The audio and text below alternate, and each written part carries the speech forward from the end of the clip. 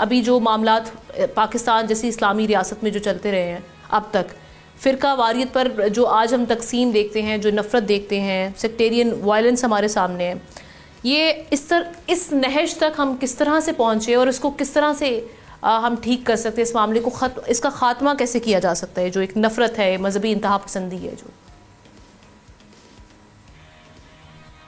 کوئی حادثہ اچانک نہیں ہوتا، وہ کہتے ہیں کہ برسوں زمانہ اس کی پرورش کرتا. پچھلے 30-40 سال ہم پر ایسے گزرے جب پاکستان میں ہم نے انتہا پسندانہ مذہبی رجحانات کو بڑھتے ہوئے فروغ پاتے ہوئے دیکھا، اور اس کے نتیجے میں کبھی سیکٹرینزم کے حوالے سے، کبھی جہاد کے نام پر یہاں انتہا پسندانہ رجحانات سامنے آئے اور مسلمانوں کے گلے کاٹ پڑے. ایک بڑا المناک معاملہ ہے جو بدقسمتی سے اس سے پہلے ہمارے ہاں نہیں تھا.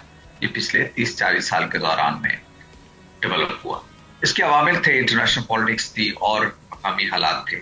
لیکن تجربات سے گزرنے کے بعد اور اپنے آپ کو بڑی مشکل صورتحال سے گزارنے کے بعد، کم از کم اب ہم یہ کہہ سکتے ہیں کہ ان ساری تعویلات نے، سارے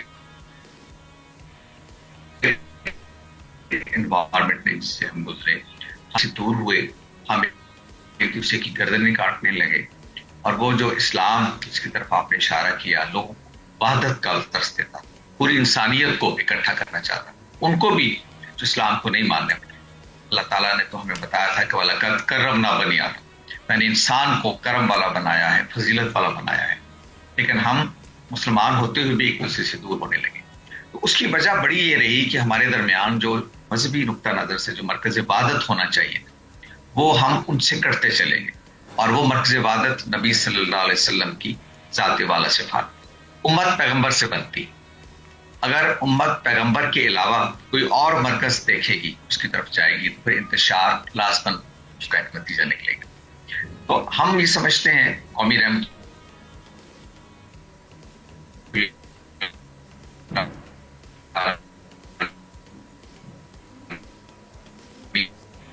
خاتم نبیین اتھارٹی بھی یہ سمجھا. اقبال نے کہا تھا کہ دستے ہر نائل بیمار کو نہ سوئے مادر آپ کی تیمارت کو، لوگ آپ کو بیمار کر دیں، لیکن اگر آپ سوئے مادر آپ ماں کی طرف آئیں گے، مرکز کی طرف آئیں گے، آپ کی تیمارت داری ہوگی. تو ہم یہ سمجھتے ہیں اتھارٹی کے لیول پہ کہ لوگوں کو نبی صلی اللہ علیہ وسلم کی ذات سے جڑ جانا چاہیے، آپ سے وابستہ ہو جانا چاہیے، آپ کی سیرت کو اپنے سامنے رکھنا چاہیے. تو یہ وہ حل ہے جو ہمیں فرقہ واریت سے نکال سکتا ہے، جو ہمیں اور مختلف اختلافات ہیں اس سے نکال سکتا ہے. دیکھیے یہ دنیا ملٹیپل آئیڈینٹیٹیز، ہماری بہت ساری شناختیں ہیں اور وہ کنٹراڈکٹری نہیں ہوتی اگر ہم سمجھیں. ہم مسلمان بھی ہیں، پاکستان میں غیر مسلم بھی بستے ہیں، ہم مرد بھی ہیں، ہمارے درمیان عورتیں بھی ہیں، ہم پنجابی بھی ہیں، ہم سندھی بھی ہیں. اگر ہم ان سب آئیڈینٹیز کے ساتھ ایک بڑی آئیڈینٹی کے ساتھ اپنے آپ کو وابستہ کر لیں تو پھر ہم ان چیزوں سے نکل سکتے ہیں. یہ جو ہم دیکھ رہے ہیں ذہن سازی جو ہو چکی ہے ہمارے معاشرے میں، نبی صلی اللہ علیہ وسلم. خورشید صاحب سوری ٹو انٹرپٹ، جو ہم دیکھ رہے ہیں کہ ہمارے معاشرے میں ایک ذہن سازی کی بنیاد پر جو برین واشنگ کی جاتی ہے، اور اس کے بعد ہم دیکھتے ہیں کہ چھوٹے چھوٹے بچے یا معصوم جو اس کام پر لگ جاتے ہیں، اور جہاں پر ہم دیکھتے ہیں کہ وہ جہاد کے نام پر انسانوں کی جانوں کے دشمن بن جاتے ہیں. یہ اس مائنڈ سیٹ کو چینج کرنے کے لیے خاص طور پہ یہ جو اتھارٹی بنائی گئی ہے، اس کا کیا کردار ہے، اور ساتھ ساتھ جو ہمارے ریلیجس کلیرکس ہیں ان کے اوپر کتنی بڑی ذمہ داری عائد ہوتی ہے، اور خاص طور پہ ہمارے سکولز میں ہمارے جو تعلیمی ادارے ہیں اس میں جو ہماری اس وقت ہم دیکھ رہے ہیں کہ درس جو دیا جاتا ہے، یا ہمارے جو ہمارا اس وقت سلیبس ہے، اس میں کیا اس طرح کی کوئی چیز ایڈ آن کی جانی چاہیے یا ہے جس میں ہم بتا سکیں کہ جو صوبائیت ہے، نسل پرستی ہے، اس میں کتنی ممانعت کی گئی ہے، ہمارے مذہب میں کتنا ناپسند کیا گیا ہے اس کو؟ یہ بڑی عام بات ہے. میں آپ سے کروں کہ اپنے اتھارٹی کے بارے میں پوچھا اور پھر آپ نے وہ مسائل کا ذکر کیا. ہم نے جو انیشیٹو لیا اتھارٹی نے وہ ہے نبی صلی اللہ علیہ وسلم کی سیرت کی روشنی میں کیریکٹر بلڈنگ. جی ہم نے یہاں فیڈرل گورنمنٹ کو یہ پالیسی بنا کے دی کس طریقے سے نبی صلی اللہ علیہ وسلم کی سیرت کی روشنی میں نئی نسل کی کیریکٹر بلڈنگ کی جائے. مولانا نے خود فرمایا تھا کہ میں مکارم اخلاق کی تکمیل کے لیے آیا ہوں، اخلاق کو اپنے اعلیٰ درجے پہ لے جانے کے لیے آیا. تو اگر ہم ان کی سیرت کو اپنائیں گے تو ہم اپنے اختلافات کو بھی کم کر سکتے ہیں، ایک دوسرے کے قریب بھی آ سکتے ہیں. اس ضمن میں ہم نے یہاں